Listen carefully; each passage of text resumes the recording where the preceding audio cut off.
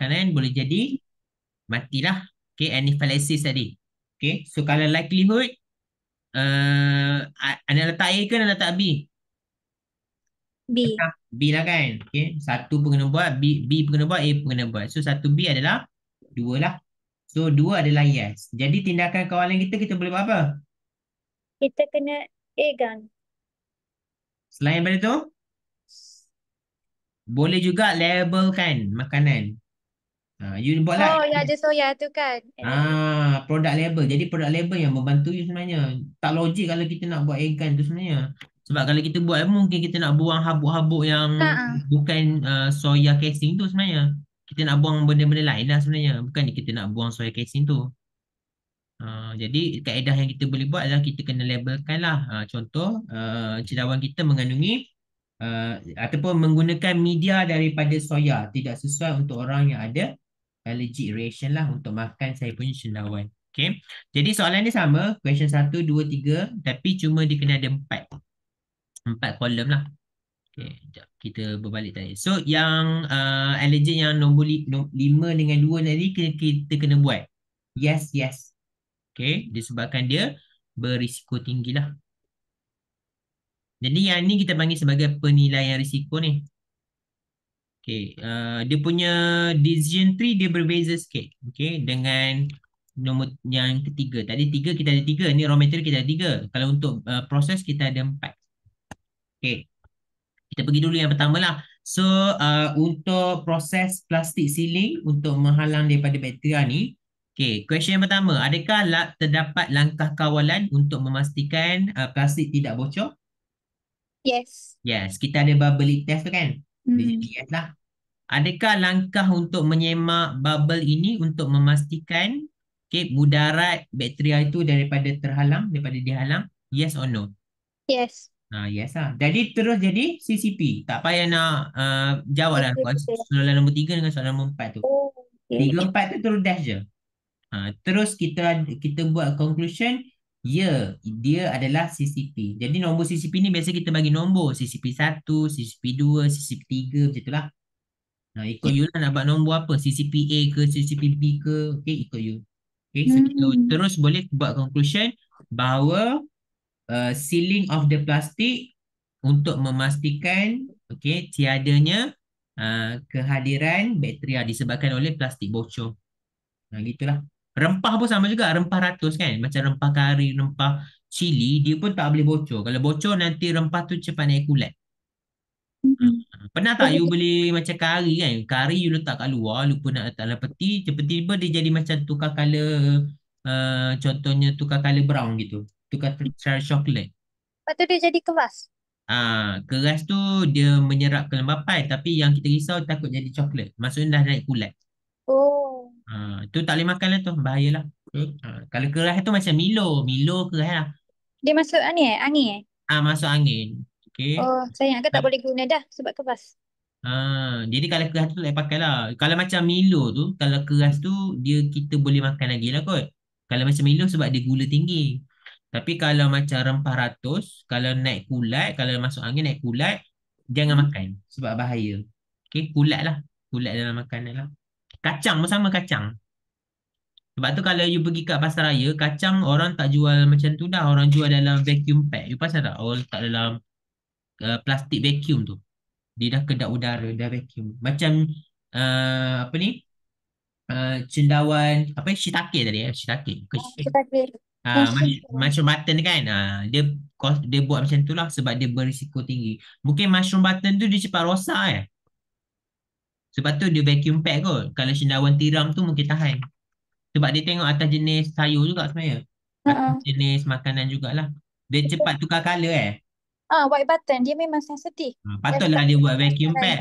Sebab tu dia buat vacuum pack. Kalau macam makanan lain mungkin dia tahan lama. Macam Hmm. buah, macam sayur pun sama juga. Sayur. Brokoli dengan sayur cili lain. Cili cepat rosak. Brokoli lah lambat rosak. Macam tu lah. Kalau Takkan. bawang, Sayur sawi lagi cepat. Sawi. lagi cepat. Betul. Jadi dia tak tahan lah. Okay. Jadi dia berisiko tinggi lah. Cawi lambat juga sebenarnya rosak. Ya. Agak lambat lah rosak kalau sawi. Kangkung cepat rosak. Kangkung, bayam, dia lambat, dia cepat kecut. Jadi dia rosak cepat lah. Salad, salad. Salad lagi lah cepat. Salad cepat. Coral lettuce tu. Jadi dia cepat rosak, cepat ni lah adanya bakteria lah. Okay. Okay, so kita terus buat conclusion. Maka ia critical control point. Okay, tapi kita tak berhenti tahap tak berhenti ke setakat ini. Kita still kena teruskan. Okay, ingat tak tadi saya kata saya ada 7 prinsip tadi. Prinsip pertama, kedua, ketiga, keempat, kelima, keenam, ketujuh. Ingat lagi tak prinsip tadi saya sebut? Alia? Ada tak? Apa dia? Tadi ingat tak prinsip? Kita ada 7 prinsip HACCP tadi. Ingat tak? Ada? Jadi yang dua yang table yang kita buat sekarang ni, prinsip pertama dengan prinsip yang kedua. Kita dah telah cover lah prinsip pertama dengan prinsip kedua. Okay. Jadi tengoklah yang slide tadi tu, dekat prinsip pertama dengan prinsip kedua kita dah cover. Tapi 3, 4, 5, 6, 7 belum lagi. Okay.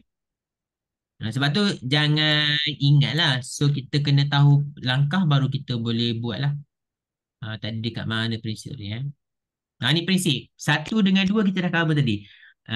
Pengenalpastian mudarat. Yang tadi kan kita buat biologi, chemical, physical, allergen. Itu pengenalpastian mudarat. Okay. Prinsip yang kedua, pengenalpastian CCP. Yang decision tree tadi tu. So 2 ni kita dah cover tadi. Dalam table yang pertama tadi. Okay, dalam table. Tapi untuk raw material kita tak cover mana-mana prinsip. Kita cuma cover untuk bahagian ni. Nampak? Prinsip. Pengenalpastian CCP. Dan ni saya dah buat ni lah. Bulatan ni you buat circle, nampak? Prinsip 1, prinsip 2. Okay, you nampak kat sini.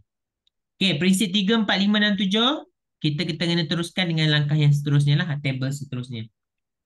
Okay, jadi CCP tak berhenti setakat itu saja. Kita masih lagi kena teruskan lah. Okay, so dalam prinsip, kita ada prinsip 3, 4, 5 dan 7, kita ada verification activity. Okay, langkah pengesahan. Okay, so untuk memastikan implementasi dan juga keberkesanan control measure. Okay, so pengesahan yang kita boleh buat adalah lab test, internal audit, kita boleh buat random sampling, itu antara-antara pengesahan yang kita boleh buat lah. Okay, so untuk seterusnya prinsip 3, 4, 5, 6, 7 kita guna pakai table ini. Okay, yang ini wajib tak kena follow? Kena follow wajib, 100% kena follow sama. Nak tambah boleh, tak boleh kurang. Sebab MS memang dia bagi table ni, dia suruh kita ngikut. Okay, sekejap. Saya pergi kepada saya punya kamera tadi. Okay, so dia ada prinsip ketiga, 4, 5 dan 7 kan? Jadi table tadi tu kita follow balik. Okay. So kita kena nyatakan kita punya CCP.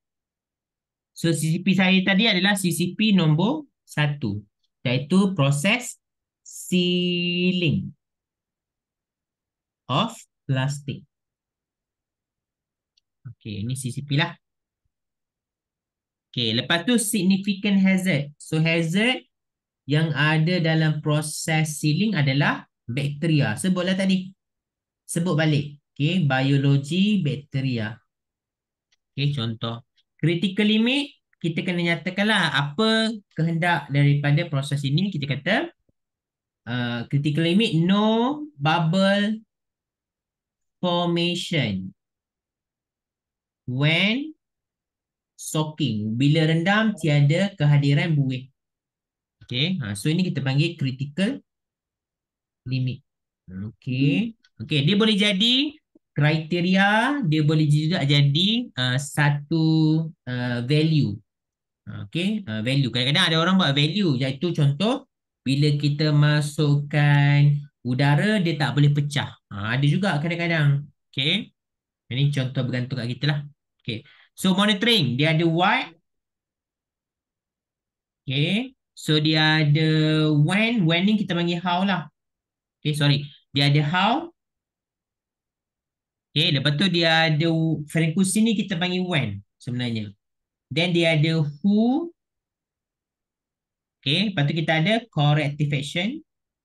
langkah pembetulan. Okay, verification activity. Dan last sekali kita ada record. Okay, kita buat satu-satu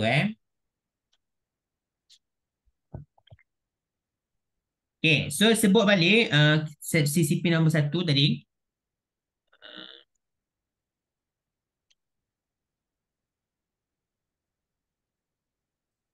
Okay. Okay, sebut balik what. What adalah no bubble formation. What adalah okay, no bubble forming. Okay, contohnya let's say no leaking lah.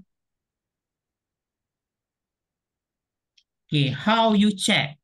So macam mana check ada bubble ke tak? Kita boleh? Bagaimana you check bubble? Rendam dalam air, kan? Soaking in water lah. Okay, contohnya lah. Bila nak buat, bila nak semak, ada bubble ke tak ada? Sejam sekali ke, 2 jam sekali ke, setiap kali mula, pertengahan, end of the production ke. So, bila you buat testing bubble? Yang ni you decide tau. Dia tak ada Sejam. dalam Sejam HACCP dia tak sekali. ada. Bila? Apa kali? Sejam. Sejam sekali lah. Jadi you katalah 1 jam sekali lah once. Jadi ni bergantung kat you tau. Kalau you kata sejam sekali, kena ada record sejam sekali lah. Kalau you kata 2 jam sekali, 2 jam sekali lah. Ni you decide berdasarkan risiko. Okay, siapa? Siapa yang nak check ada bubble ke tak ada? QC ke, operator ke siapa? QC. QC. Okay. Apakah langkah tindakan yang perlu diambil? Ni corrective action jikalau bila saya check ada bubble. So nak kena buat apa? Kena tukar Nikov. Repack lah. Kita panggil repack. Silin punya plastik tu. Repack lah kan? Maksudnya koyak balik plastik tu, repack balik. Betul tak? Okay, repack lah. Okay, selain pada repack, apa yang you boleh buat? Langkah tindakan pembetulan. Tindakan pembetulan terancang. So, semak bungkusan lain kalau ada masalah. Sebab you kan check sejam sekali. You bukan check 100% kan? Jadi kita kata semak balik bungkusan yang ada lah. Contohnya repack, semak balik bungkusan. Kadang-kadang kita boleh juga cakap adjust suhu sealer. Yang suhu yang plate dia tu, kadang-kadang dia tak panas. Okay, adjust suhu. Adjust kelajuan. Jangan laju sangat. Kalau laju sangat, dia tak sempat sejuk. So, dia akan di leaking. Okay, faham tak? Nampak tak?